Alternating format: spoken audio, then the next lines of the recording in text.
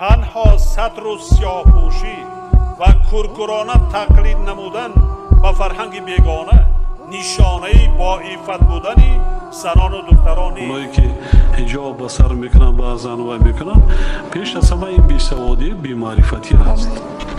سوادی کافی ندارن اونا و هم گورا و گشتگان. من نمی‌فهمم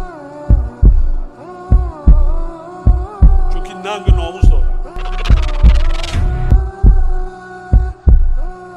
وقتی که از جانب الله یک حکمی که آمد باید بگوید که سمعنا و اطعنا، شنیدیم و اطاعت میکنیم. از جانب الله پوشیدن ستر و حجاب آمد، پوشیدن نقاب آمد، پوشیدن لباس مخصوص برای زنها آمد در سوره نور و در سوره احزاب. پس باید زنهای مسلمان بگویند که شنیدیم و اطاعت میکنیم.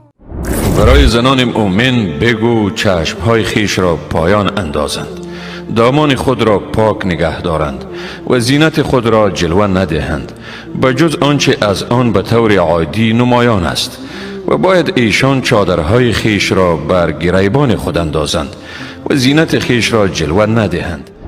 تمام اوچاجونو را، تمام اپا و خواهرو را، تمام اوچای گلیو را با روز عیدشون تبریک و مبارکباد. این عید موحدین و موحده ها نیست. ما باید از این نمود عیدها براءت خود را اعلام بکنیم، به فرزندهای خود تعلیم بدهیم که این عید مرتده ها بود.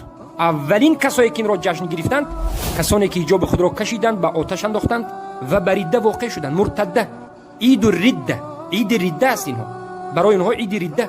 از همین جهت مسلمان باید چگونه باشد؟